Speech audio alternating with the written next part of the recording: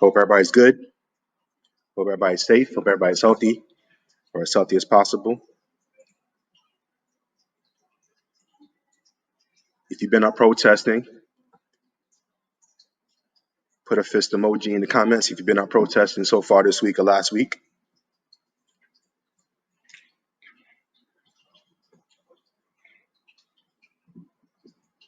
Shout out to the police officers out there who are out there trying to do their job while also being black and brown. I know it's extra hard for y'all. Shout out to my fam. I see you.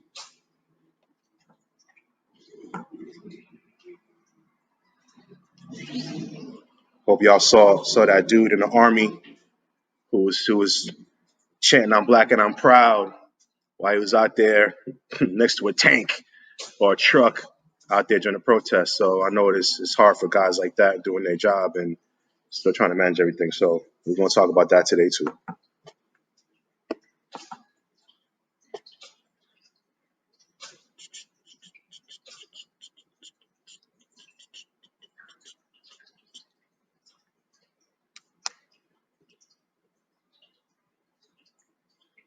All right.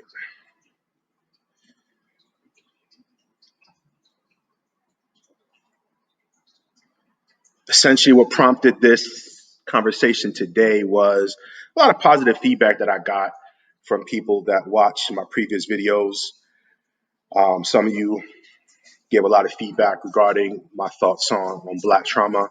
By no means am I a therapist or a psychologist. I'm a Black person, a Black man who experienced or is experiencing certain things. So I shared those things out there, and it seemed to resonate with a lot more people than I thought it initially would, which is dope. So after all that feedback and after talking to a lot of people, I started to kind of do my research on my own and looking at some things, reevaluate stuff that I said. I listened to my own words back after going and posting that video. I think I listened to that video a few more times afterwards and thought about what was I missing, what didn't I talk about, what didn't I address, what should I have addressed more.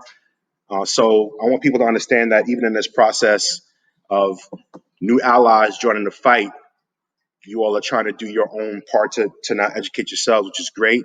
But also understand that people who are impacted are still doing their part to learn more as well. And I'm no exception to that. You know, I always talk about the fact that I'm an educator and education never stops.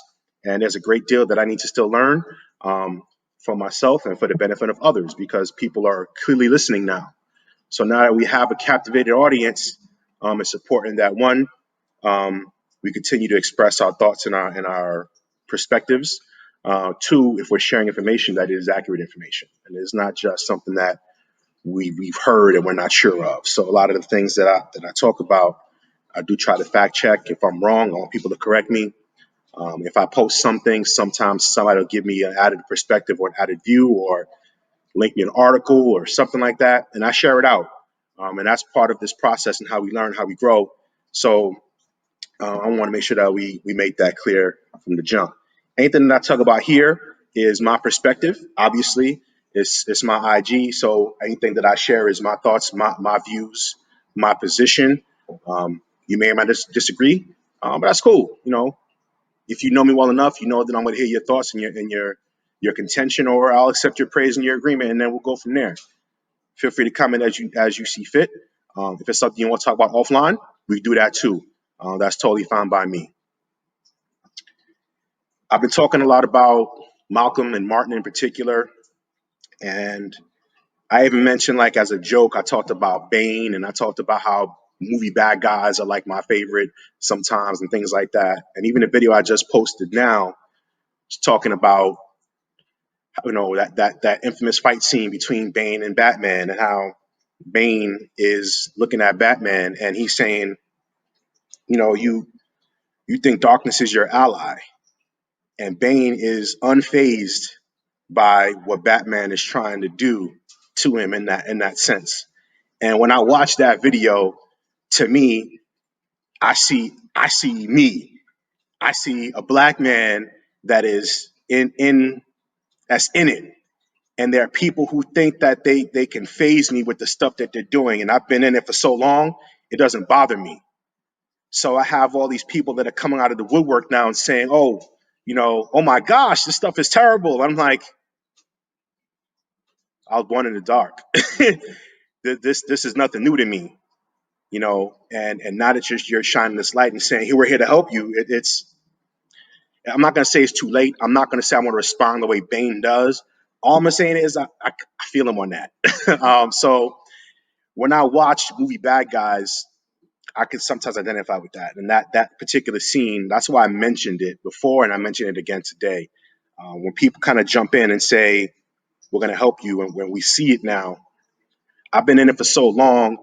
I'm not going to say that I'm desensitized, but my view and my position on everything is going to be different than yours. And you have to understand that my position is going to be different than yours. You can't expect me to be totally happy with everything that's happening right now, because for so long, for the entirety of my life, I've had a different experience than you have. And I think some of our allies are starting to get to that, which is good, but we're not quite there yet. And the reason why I talk about Black trauma comes Black leaders is that it shouldn't take this much for people to hear us. But now it's happening. Great. However, Black people have been fighting for so long, and most of the prominent Black leaders that we have learned about growing up, not in the school usually at home or within our own communities, we learned about Black leaders, particularly as they emerged through trauma. If you go back to even pre-civil rights, all the people that we looked at that were leading us because they had to lead because we were in danger. We were being traumatized by the oppression faced in America. And that's where people didn't have a choice but to step up and to do something. And when I think about that, I think about myself and me getting out here and putting myself out there without the lack of a typical classroom where I'm used to working, or working on a college campus where I can't go to now. What do I have as my tools to reach people and hear my message and talk about these things? Well, I have a computer and a phone. I have something like Instagram Live where I could talk to people and see if they're going to listen. And maybe they will, maybe they won't. Maybe they'll go back and they'll tune in. Maybe somebody will share it with them. Maybe people I'm talking to already know what I'm saying and it doesn't matter. That's cool. We'll talk anyway. Because the people that are listening, I want you to hear my perspective and my side. Most of what I'm saying is going to come from my perspective, and I'm speaking to people whose perspectives are similar to mine. So when I talk about what I'm doing and how I've gotten to where I'm at, the encouragement from people that I've gotten, from particularly younger Black men who are telling me that they see me, they hear me, and I'm doing something that's inspiring them to get out there and do more, means that I need to keep the pressure on, and I need to do that myself more as well. I even had people text me pictures of them buying the book that I talked about. Had to look forward to reading it. To me, that shows that the impact is there, and it's almost irresponsible of me if I don't continue to take those steps to continue to put that information out in the best way that I can. So when I talk about my classroom coming to IG as an educator, my classroom comes to me wherever I go. Wherever I am is my classroom. The show I could do whatever I do, whether it be here in your living room, at the bus stop, at at dinner, whatever the case is. I'm prepared to do that because I want to do that. I don't want to miss a chance to educate somebody how I can. And this is my platform now, so I want to use that. And I want those that are watching this to continue to be inspired by that, to continue to find your ways to put the message out there and to talk about things from your perspective. Be more empowered now to talk about your story because people are listening to you now.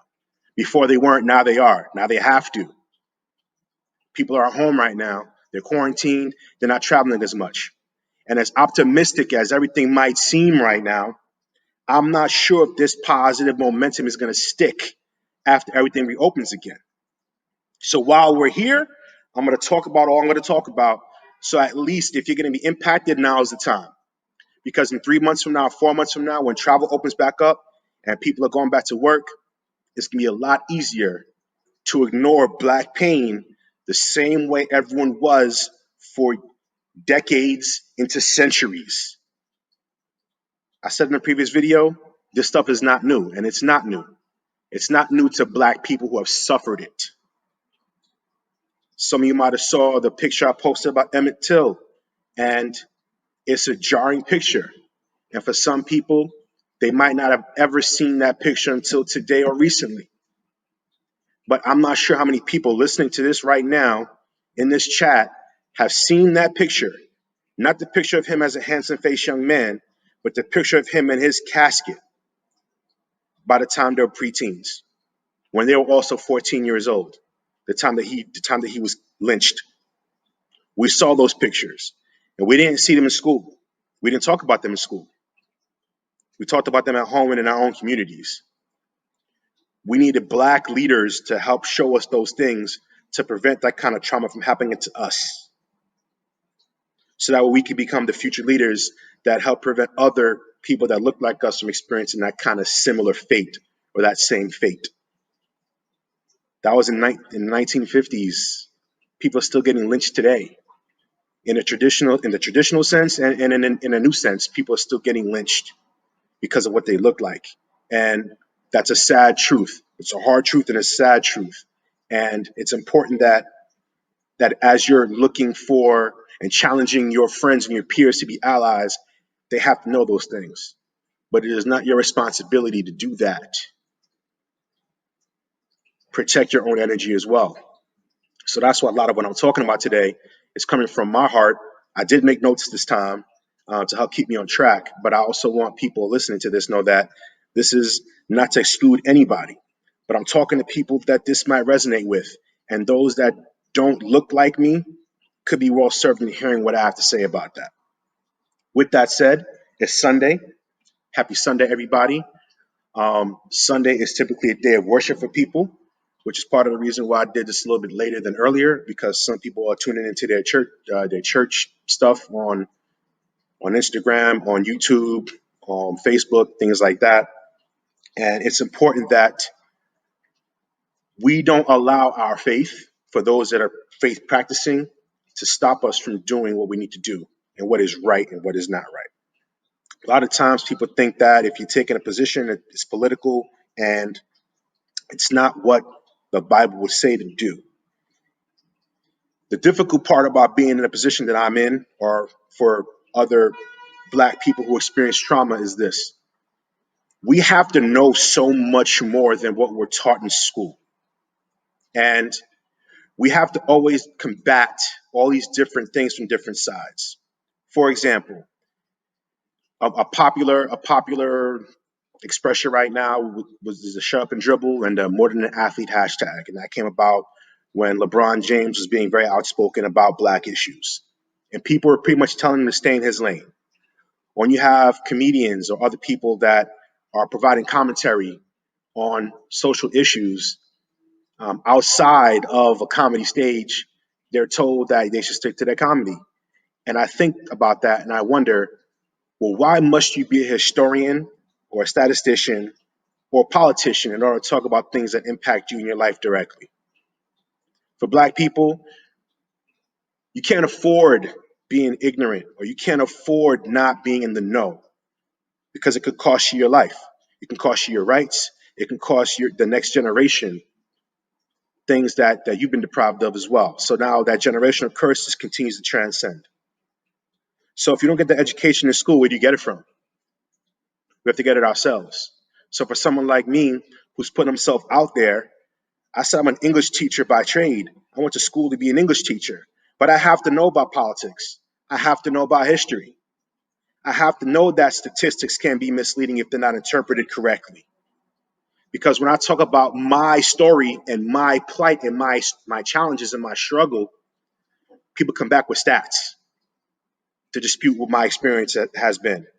Or they tell me that my experience is only what the media is telling me and what is feeding me, not undermining my intelligence as well as my experiences.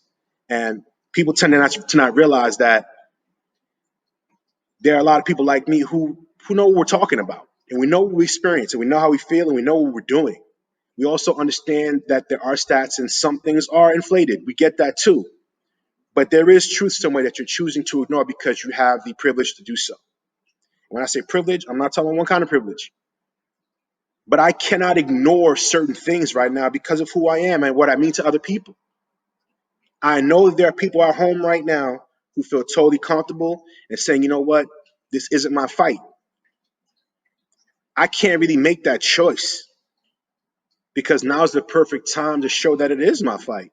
And if I stay at home right now, what a disservice I'm doing to everybody else that's relying on me to do something more than what I'm doing. Some of you have been moving in that same direction, and I see you and I applaud you for that. Some of the social media feeds that people have posted, the questions that I've gotten, or just the information that I've got people telling me that they're doing the work now has been motivating. Somebody that just tuned in, I see you, my man, studying to become a lawyer, and I posted something about legislation that Cuomo wants to pass about making it illegal to make racist 911 calls. And my dude actually hit the law books and talked about the different layers that's going to make it challenging to make that law come to fruition. But there's a way to make it happen with precedents. That's something I understood that there were layers, but I didn't know what those layers were. He clarified it for me. It wasn't just I disagree or, yeah, it's a great point. My man used his position to kind of take it to that next step and say, well, here's how this could possibly happen. So now we're sharing information. So information he gives me, I'm sharing with other people too. And that's how easy it is. We can empower each other that simply. That simply. But we can't hide behind what makes us comfortable. We can't say that the good book didn't say to do this. We can't say that it's not godly to focus on one people over another because God loves everyone. That's totally true. But I know particularly for Christians, it's a challenging time right now because they're thinking that, Jesus loves everybody and all lives do matter. And that is a perfect fact. Yeah, sure. However, there's a story about that shepherd who had 100 sheep and the one strayed away. What did he do? He went after the one. Why? Because the one was in trouble. The one wouldn't survive without the rest of the group. He needed to be with the pack. Whatever you call a group of sheep, I'm not sure. But the shepherd went to go get the flock. The shepherd went to go get that one sheep and bring it back to the flock. Didn't all the sheep matter? Yeah, they do. But he went after the one who needed the support and the help. That's what we need more people to see and do. It's not wrong to say that or do that. You go where the help is needed. You go where the support is needed. There are people that are being oppressed right now who are in trauma and have been for a long time. We can't ignore that. If you're late to the fight, you're late to the fight, but at least you're here and you're fighting now. But it's important that you recognize that there are people that may look like you who aren't really paying attention to that just yet because it isn't impacting them yet. That's also the reason why I talk about Malcolm and Martin a lot. Malcolm and Martin are two leaders who we've been hearing a lot about in the past few months, particularly Martin Luther King. Everyone's talking about how he talks about riots are the voice of the unheard, but how he was a peaceful protester and we should be protesting peacefully and all this other stuff. And that's your position, that's fine. But you have to also understand that Martin Luther King was arrested nearly 30 times for peacefully protesting. He had a record. Would Martin Luther King get a job somewhere in today's society with that kind of record? Think about that. Outside of the church, would Martin Luther King be gainfully employed if he weren't a pastor or a minister in his church because of what happened at the protests? Would he still take the same chance then that he did that he would today? People looked at Malcolm X as far as being a radical. People tend to forget he was a religious man as well. He was a God-fearing man. And his position was slightly different than MLK. But his position was from one that said that he is not violent, but he is not about taking punishment. If he feels he's in danger, he wants to defend himself. He wants black people to defend themselves. And he felt that they were under attack. And at that time, it sounded very radical. When we look back at it now, what's different for black people then that's different for black people now? There's a reason why the things he said still resonate and make sense today, because not much has changed in that sense. So if he were here today, how would he be received? Probably worse, because Twitter and Instagram exist and he could be hammered through social media, because everything he said and did would be on camera and on video and could be shredded to bits. People didn't love Martin Luther King until he was dead. He was considered a threat to the country, just like James Baldwin was. A threat to the country. A threat. Martin Luther King, a threat to the country. But now all of a sudden, everyone pretends that he's the answer to everything. And as we study that, we know that's not the case. He wasn't a big softy. He wasn't all about just peace and turn the other cheek. But at some point in time, we have to stop turning the other cheek, to stop hitting us. It's not much about turning the cheek. Stop hitting us. If there's no more of that, then there won't be any more of the other stuff. If you're looking at the soul of a person, you have to think about what causes the pain that they're going through. I'm not condoning looting. I'm not condoning rioting. However, if someone you know and love starts to lose it, are you going to write them off as a thug or a punk? Or are you going to find out why they're acting that way? If you cared about somebody and they were in pain or suffering from trauma, you know something's wrong, you're going to check in with them. Why not do the same thing now? Ask the question as to why those things are happening. You're not condoning the behavior that's happening as a result of it, but that is a cause of a reaction. What was the reaction that got them to that point?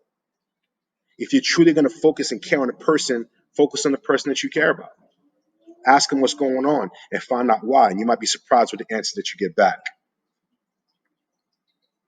When we talk about history and self-education, we talk about these things, and the reason why I chose this platform again is that I know that there are some young black men in particular, not just black people, but black men who learn about history and learn about their heritage and learn about their history through conversations like this. Because as an educator, I've been in the classroom, I've worked on curriculum, and I know the education that I got. And there were things that were not taught in the classroom, and it's a shame. And the reason why I'm still working in education now and trying to elevate myself into administration is to hopefully make an impact to change some of those things. So that way, the lens through which we see education and learn is different than it was in the 50s, 60s, 70s, and now even in the 2000s. Something has to change. If you talk about history books, well, who's writing the stories? Until a lion learns to write and have their own historians, the tale of the hunt will always glorify the hunter. Black people have constantly been the lion and not the hunter. If you only listen to the hunter's perspective, the lion sounds like it's villainized.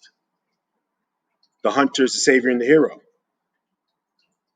So if we don't have people that are going to portray both sides of what history is, something's missing.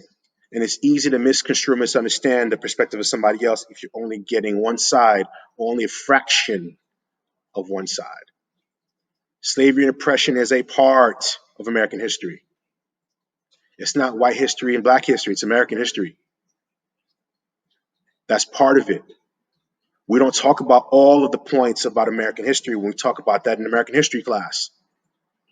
So as black people, it's incumbent upon us to get that someplace else. And for those that don't have it, they crave it, or they don't even know they need it. So I take the responsibility to try and find ways to get to those particular people. So any allies that are hearing this have to understand that too. The education you got and the way you live your life is different than the way that I live mine, because it just had to be that way. Hopefully it will change, but we're not there yet. Black people have suffered through trauma for the entirety of their lives in this country and elsewhere, but we're talking about America now. And from an early age, we learn to cope with a lot of different things and express ourselves differently than some of our non-black counterparts. And sometimes the passion and the emotion sometimes appears to be something that it's not meant to be. And that adds to the misconceptions of who Black people are and what Black people are like. And for anybody who is Black that's listening to this can probably relate to that. Even myself, as someone who thinks that he's a polished professional and he is somebody who can control himself, tends to get sometimes highly emotional about things. And my voice elevates and I use my body when I'm speaking. And sometimes I'll catch myself because I'll see my audience is not used to that.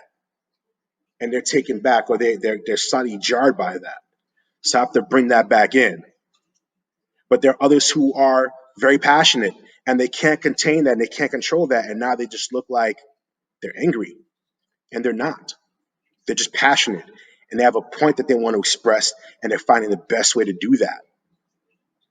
They're trying to use their voice and use their tools in the best way that they can. And they haven't figured out how to do that yet. But what forces people like me to see those guys? Trauma. When I see the pain and the struggle and the hurt, that's when I find a way to kind of step in and say, okay, we're suffering right now, but how we can get through this?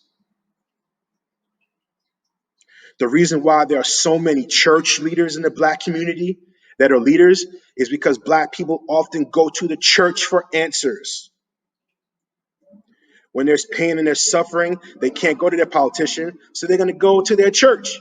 So now their church leader is going to be the person that's going to guide them through life and through politics, i.e. Martin Luther King, who's probably no more than 26 years old when he had a huge national platform and was responsible for leading hundreds of thousands of Black people through the word of God and through his word through protest and nonviolent resistance. That's a lot of responsibility for a young man. I'm older than Martin Luther King was at that particular point in time, and I don't think that I have the capacity to do what he was able to do now if I was asked to do it. So I'm trying to do that on a much smaller scale.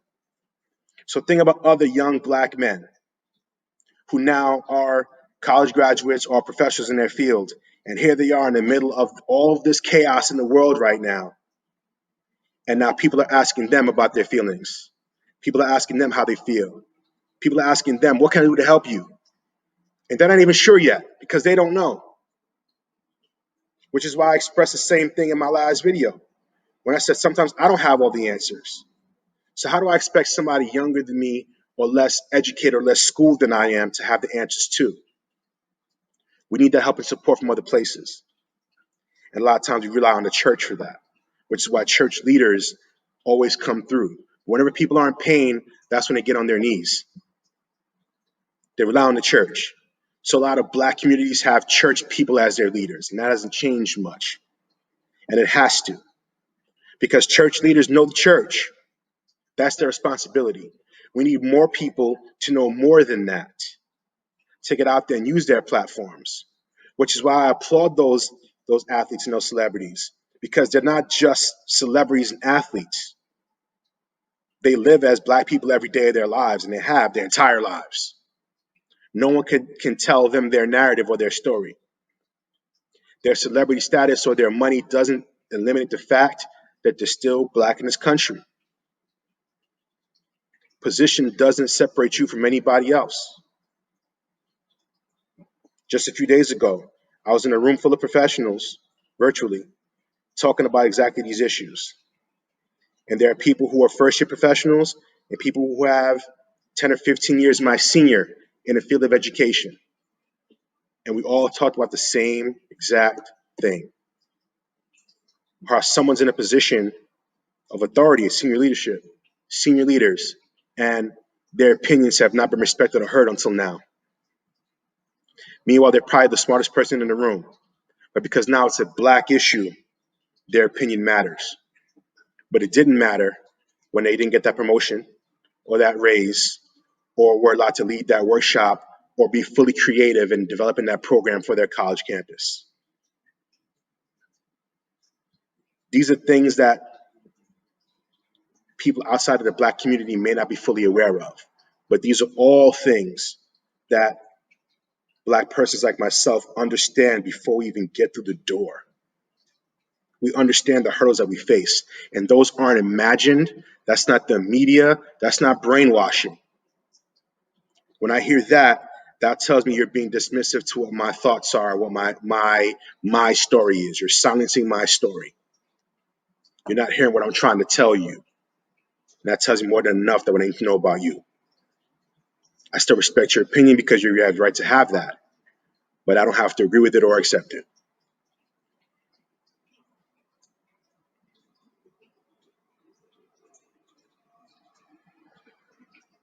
When we talk about other leaders, since it's June, and one of my favorite Black leaders is James Baldwin.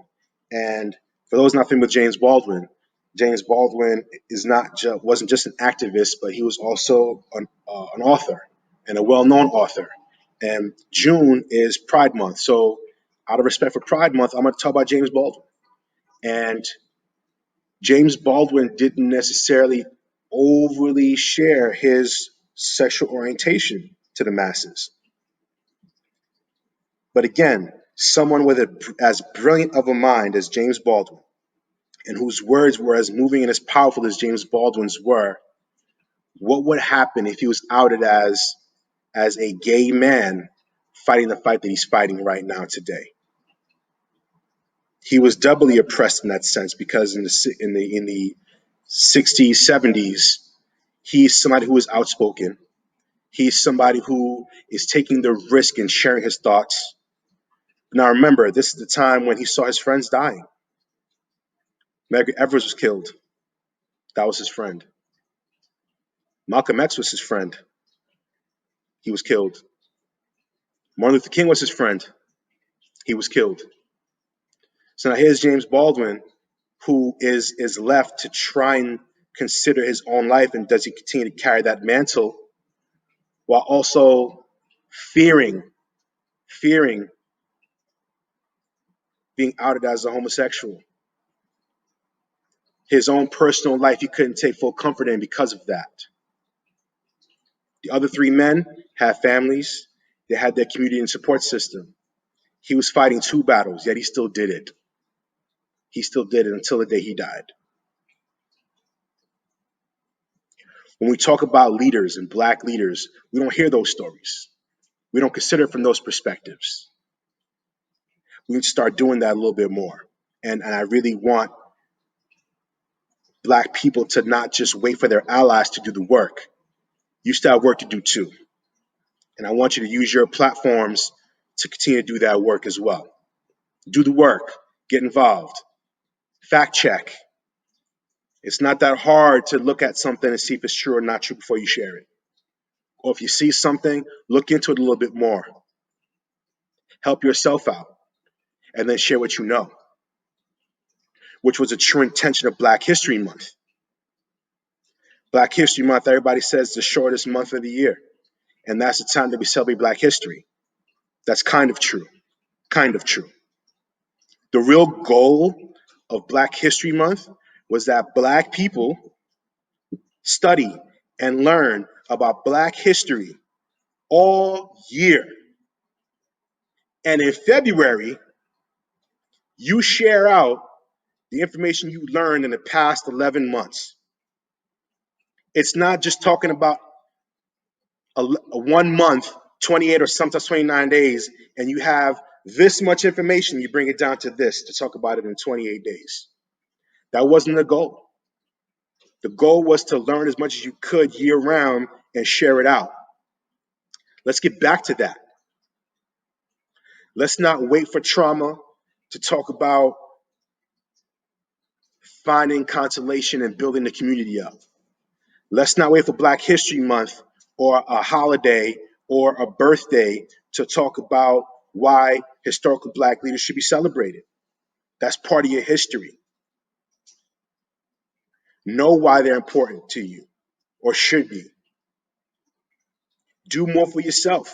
Ask questions. Look it up. Watch the documentaries. Read the books. Get involved in that. Get your hands dirty. Because that to me, that's the best way that you're going to learn. And the more that you learn, the more scared you can become, because now your brain and your knowledge are now weapons as well, not just your skin. Black skin has been weaponized. But one of the scariest things for an oppressive society is an educated black man or an educated black woman. So if you want to weaponize yourself, that's one way to do it too. It's not just by taking up arms. Sometimes the pen is mightier than the sword. You could protest, you could riot, you could loot. What's going to happen next week? Is that going to change the policy? It could be temporary. But what's going to cause long-standing change? We need the people to get into those spaces that's going to change the system of oppression. The system of oppression. And it's not going to happen in a year or 2 years or maybe in 10 years. We need more time than that. But it's not going to happen unless you get your face into those spaces. Don't wait for the ally.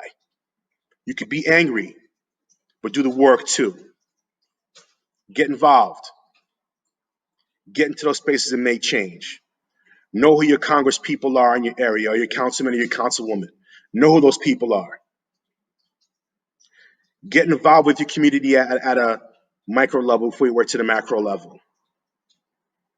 The ripples can cause the waves, but it doesn't happen if you're not in the know. I'm gonna give a shout out to one of my friends in the group right now, Sensei Mark. When he opened his martial arts school, his mixed martial arts school, had a grand opening. There were council people there. There were townspeople, there were representatives that were there at his place of business. A black-owned business, but the people who were there saw the people in the town who represented them with legislation. So for younger people who live in the town and are going just to get their workout in mixed martial arts, now see people in their town who are council people, who sit on boards, who are making decisions for them and not even realizing they make decisions for them. You got to know who those people are. You got to make those connections. You got to do the work. You can't, just like we can't expect our allies to just sit and learn from us. We have to make sure that we make ourselves proactive as well. Don't just rely on someone to give you the information. Go get it. It's out there. Go get it.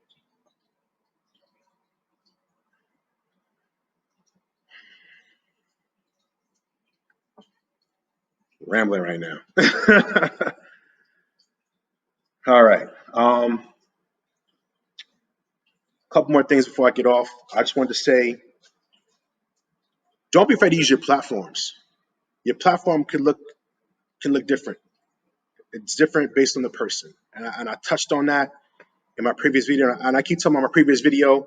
The previous video I posted was talking about Black trauma. This is sort of a follow up to that. And if you're so inclined, check it out. It is on my Instagram feed. I'd love to hear your feedback on that. I briefly talked about using your platforms and stepping out of your comfort zone, and that goes for everybody. Your platform is different.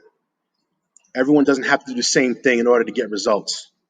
Every movement has different parts.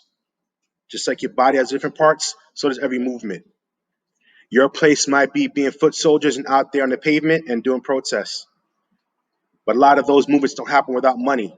So sometimes people are writing checks or making donations, and that matters too. And you don't always have to hear about it. People are making their donations without telling you. Some people are signing petitions. Some people are sending it out to people. A lot of people are doing a lot of different things in a lot of different ways. No one way is better than the other one, as long as you're doing something. And whether you're black, non-black, or however you identify, silence is not okay to a degree. Again, silence doesn't mean just being quiet and watching you doing nothing. I'll differentiate between silence and neutrality. Some people are quiet now, but doesn't mean that they're neutral. Some people who are neutral are the ones that are the most scary. And I think it was Bishop Desmond Tutu who had a story or a quote about neutrality. It's one of my favorites. If an elephant is stepping on the tail of a mouse and you say you are neutral, the mouse will not appreciate your neutrality. So if you say you're not taking a side, you are taking a side. If the elephant has his foot on the tail of the mouse, you should say, hey, you're stepping on his tail, get off. If you don't, your inaction is making a decision saying that you're okay with what's going on right now and you're siding with the elephant. As silly as an analogy that might be, that's kind of what's happening right now. Too many people are saying, I don't want to get involved. This is not my fight, or this is against what I believe in. This is political. I don't want to do that. All lives matter. That's what that's saying. It's saying because you don't want to pick a side and be neutral that it's okay, and it's not okay. So for those who have a platform, use it. You've encouraged me to use my platforms more. So I thank you for that. I'm going to try and do this more often. The next time I get on live, it's not going to be me lecturing and talking. I want to find people who want to engage in exchange and dialogue, who want to talk, who want to share ideas, because anybody who watches that can hopefully gain from that. But for those that tuned in and listened to this far, I appreciate that as well, because sometimes I'm not sure why anyone wants to listen to anything I have to say. So I'm glad that anybody chooses to do that. With that said, I'm getting out. Want to hit me up, DM, text, call, whatever.